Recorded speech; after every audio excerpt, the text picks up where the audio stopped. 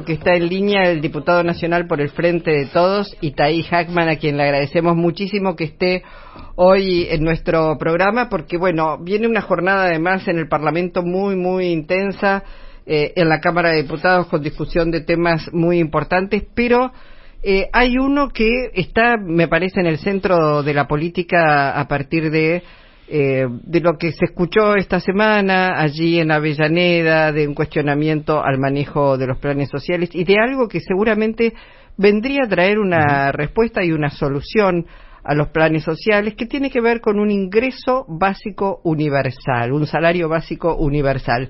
Itay, buen día. Hugo y Luisa, te saludamos. ¿Cómo estás? ¿Qué tal? Buenos días. ¿Cómo andan? Bien, muy bien. Bueno, primero, ¿tenés opinión formada sobre lo que se escuchó en Avellaneda, sobre lo que dijo Cristina Fernández de Kirchner? En general, además vos sos economista, ¿no?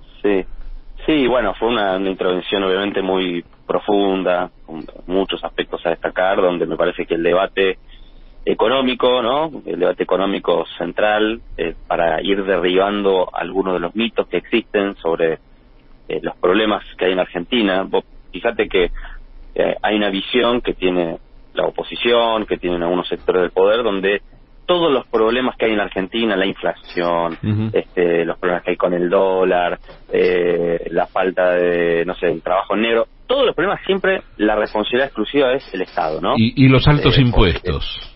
Y los altos impuestos, que ¿no? Impuestos, o porque emite, o porque gasta de más, o sea, siempre la culpa es del Estado y nunca no hay ni una cuota de responsabilidad en el comportamiento que tienen determinados grupos económicos en Argentina. Y bueno, me parece que un poco la intervención general de Cristina fue para poner en cuestión esa idea, ¿no? Y mostrar, por eso mostró tantos números, incluso habló de la situación de algunas empresas, mostrar que mientras una parte muy importante del pueblo argentino está sufriendo y le cuesta llegar a fin de mes, bueno, en Argentina hay un sector que está ganando como nunca, y eso es algo que hay que poner en discusión, porque además de que, por supuesto, la economía crezca, que podamos ir dejando atrás la crisis de la que venimos, también necesitamos que ese crecimiento se distribuya de manera más equitativa. Me parece que eso fue un poco el eje central de esta y de muchas de las intervenciones que la vicepresidenta viene teniendo. Claro. Sí. Y ahora vamos al proyecto. Hay varios proyectos en danza. Bueno, el que tiene que ver con la renta inesperada, el que tiene que ver con pagar la deuda con fondos fugados. Pero hablábamos de este salario básico universal. ¿Van a impulsar ustedes? ¿Qué posibilidades hay de que esto se concrete y si no, por lo menos de obligar al debate, no? Bueno, estamos dando el debate, digamos. Es un tema que se ha ido instalando de a poco en los últimos tiempos,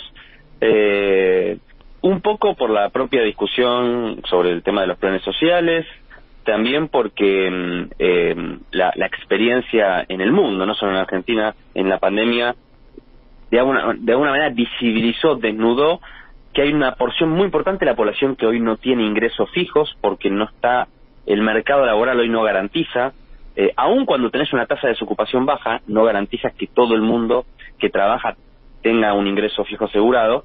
Entonces, para aquellos sectores que hoy no tienen un empleo en relación de dependencia, y ahí incluyen desde trabajadores informales, mujeres que hacen tareas de cuidado, o trabajadoras de la economía popular, todo ese universo de gente, la manera más eficiente y más justa de garantizar un piso de ingresos que por lo menos le garantice la subsistencia es con una política universal, y ese es un poco el espíritu de esta propuesta, avanzar hacia un esquema universal donde todas las personas que lo necesitan reciban por parte del sistema de seguridad social en la Argentina un piso de ingresos, y separar eso de lo que es una política que también es muy importante, pero que en el último tiempo se ha mezclado, y eso ha dado lugar a algunas de las discusiones que hemos visto en estos días, de una política de fomento a la economía cooperativa, a la economía popular, que lleva adelante el Ministerio de Desarrollo Social, que está perfecto, que está muy bien,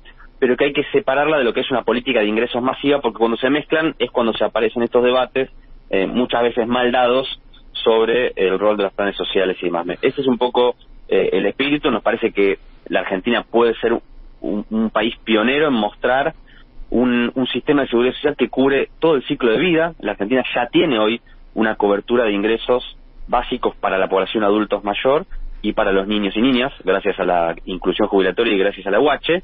Bueno, nos falta también hacerlo en la población que está entre 18 y 65 años, que está en edad laborable y que el mercado laboral no le garantiza esos tipos de ingresos. Es decir, ¿esto de alguna manera sería un reemplazo de los planes sociales? De una parte, es decir, hay que separar lo que es una política, el plan social como ingreso para la persona que, digamos, está en situación de extrema vulnerabilidad, ¿no?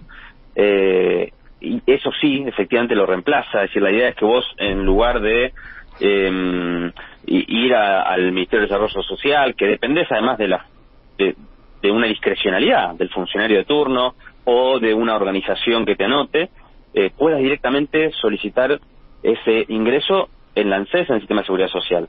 ¿Qué es lo que no reemplaza? No reemplaza las políticas de fomento de empleo en la economía cooperativa, que no son planes sociales, porque hay una confusión ahí muchas veces en la discusión. Una persona que trabaja en una cooperativa tiene trabajo, no tiene un problema de trabajo, trabaja. Lo que puede pasar es que su trabajo no genere los ingresos suficientes y entonces el Estado fomenta, así como el Estado puede fomentar y subsidiar a una pyme, bueno, lo hace también con una cooperativa. Eso no es un plan social, eso es una política de fomento del empleo, de la economía cooperativa, de la economía popular. Entonces, eso está perfecto que se mantenga. Lo que no hay que hacer es usar eso para hacer una política de ingresos masiva, que es lo que se hizo en el último tiempo. Por eso crecieron tanto la cantidad de beneficiarios en los últimos años.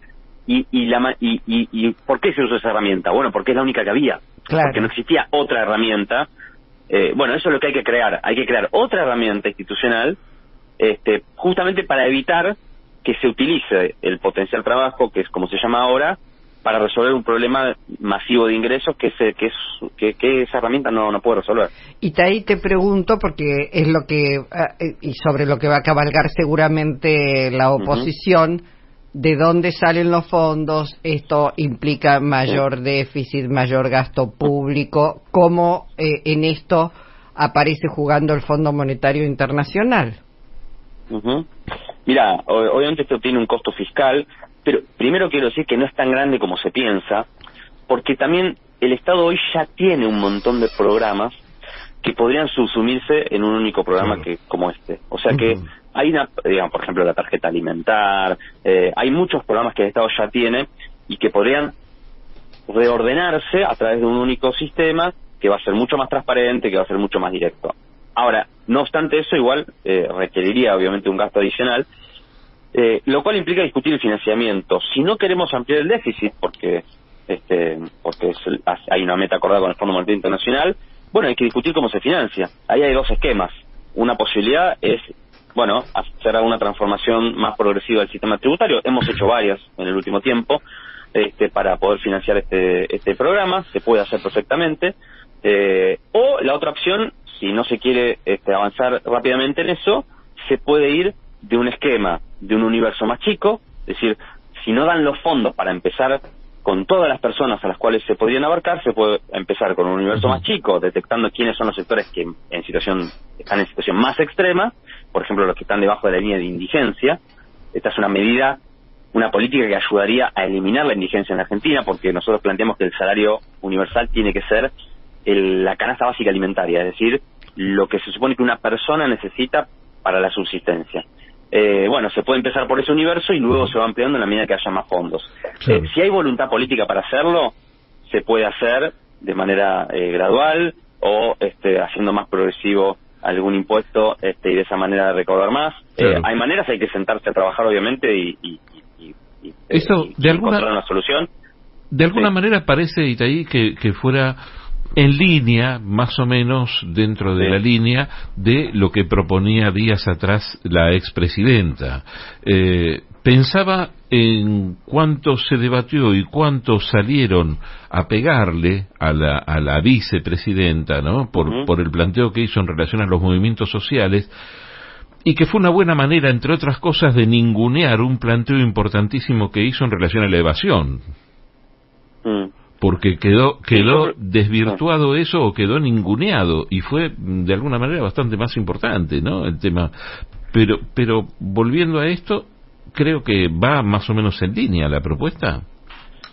Va en línea, por ahí la forma de expresarlo se sintió como una desvalorización del rol de los movimientos sociales, ¿no? Y eso obviamente es importante porque efectivamente los movimientos sociales juegan un rol muy importante, digamos.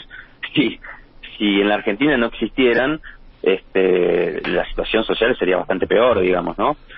Lo cual no quita que no haya cosas, obviamente, que prácticas que obviamente son muy repudiables, pero quizás creo que el tema fue ese, que se sintió como una desvalorización, pero creo que si salimos un poco de eso y discutimos el tema de fondo, vamos a ponernos de acuerdo, porque me parece que si podemos avanzar en un sistema universal, primero que va a ser mucho más eficiente, va a ser más transparente y va a ser un nuevo piso de derechos, porque cuando en la Argentina se creó la UH, que también hubo la misma discusión, cómo se va a financiar, a dónde, se generó un nuevo piso de derechos que hoy es muy difícil que haya en cuestión. Incluso Macri, cuando gobernó, no pudo avanzar sobre ese derecho. Cuando vos estableces pisos de derecho, no digo que sean irreversibles, porque siempre puede venir un gobierno, pero es más difícil. En cambio, cuando eres una política coyuntural o discrecional, un programa determinado en un ministerio, bueno, después viene otro, lo saca, es mucho más frágil, por decirlo de una manera, que cuando estableces derechos. Por eso es importante avanzar en una legislación que garantice un nuevo piso de derechos para todas las personas que hoy no tienen ese piso asegurado por su situación particular del mercado laboral. Y obviamente esto es idealmente una transición. Todos quisiéramos vivir en un país donde todo el mundo tenga un empleo formal con plenos derechos. Bueno, mientras tanto vamos hacia eso, por lo menos establezcamos un piso de seguridad social que haga que nadie caiga por debajo de la línea de indigencia. Itaí, muchísimas gracias. Sé que estás muy muy ocupado esta mañana, pero por empezar, lo peor que se puede hacer es no debatir las posibilidades que existen, dar ese debate, dar la batalla y tratar de mejorar las condiciones de la ciudadanía. Así que muchísimas gracias. Ojalá sean muchos como vos los que salgan a exponer y a explicarlo. Se necesita que se le explique a la sociedad qué es lo que se pretende y cómo hacerlo. Muchísimas gracias. Un abrazo a ustedes. Gracias a ustedes. Hasta pronto.